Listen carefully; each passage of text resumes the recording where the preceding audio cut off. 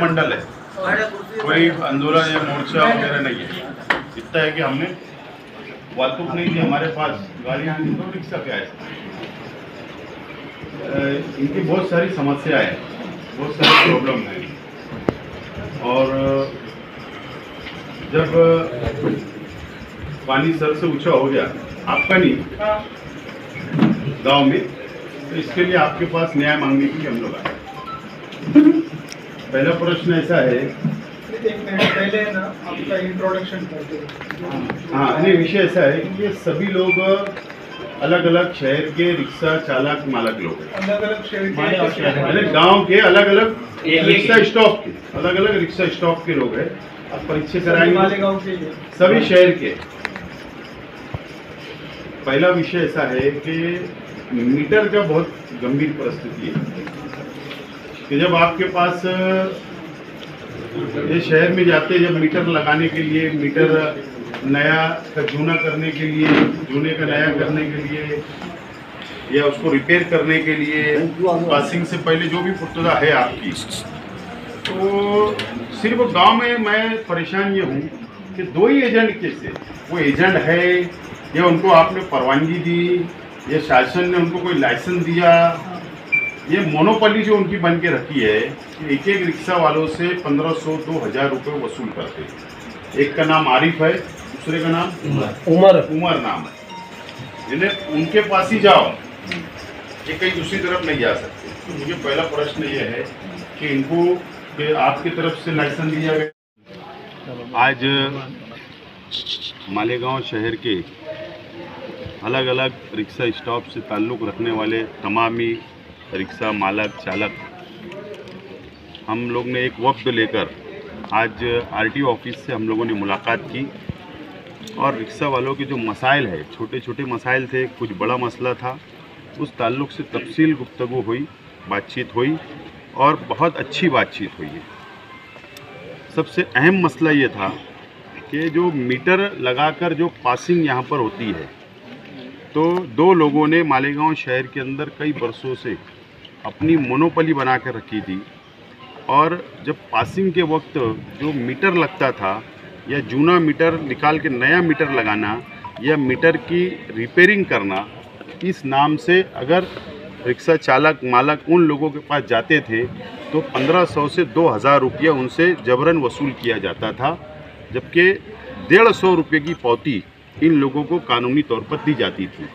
तो ये मोनोपोली ख़त्म होना चाहिए, इस ताल्लुक़ से बातचीत हुई और आरटीओ साहब ने बिल्कुल साफ तौर पर कहा है कि किसी की मोनोपोली ये शहर में नहीं चलेगी।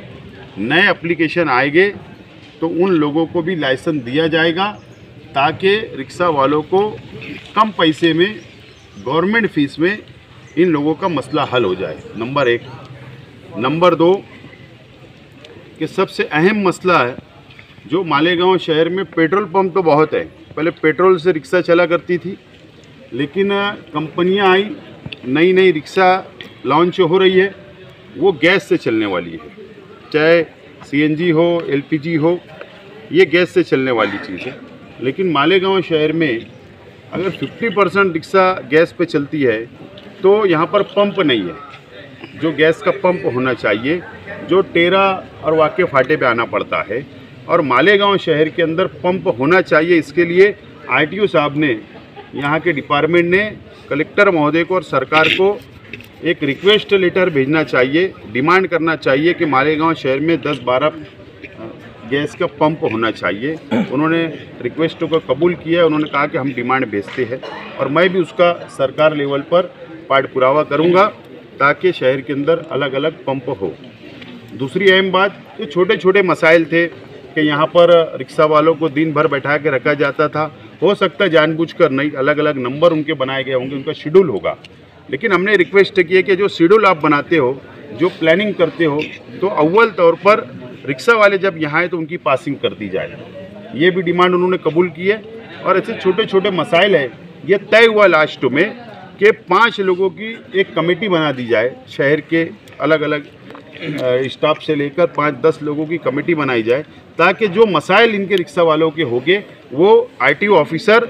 और ये लोग बैठकर आपस में सलाह मशवरे से हल कर लेंगे। ये बात तय हुई है और हम लोग जल्द ही इन तमाम ही लोगों से मशवरा करके 10 लोगों का नाम यहाँ दिया जाएगा ताकि मशवरा हो सके।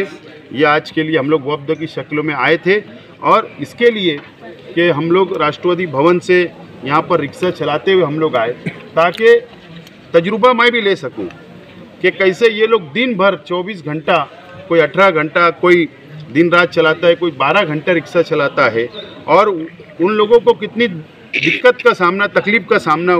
करना पड़ता है। तो मुझे आज इस बात का एहसास हुआ कि हमारे जो रिक्शा ड्राइवर है या रिक्शा मालक है, जो दिन भर रोज़ी रोटी की तलाश में शहर भर के अंदर, देहातों के अंदर जाते हैं, तो ये बहुत मेहनत करके ये अपने बच्चों का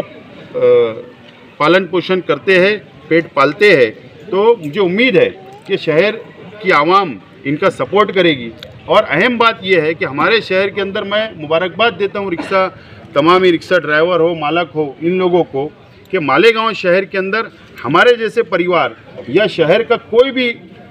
शख्स हो कि वो अपनी घर की ख़वातीन को बिला झिझक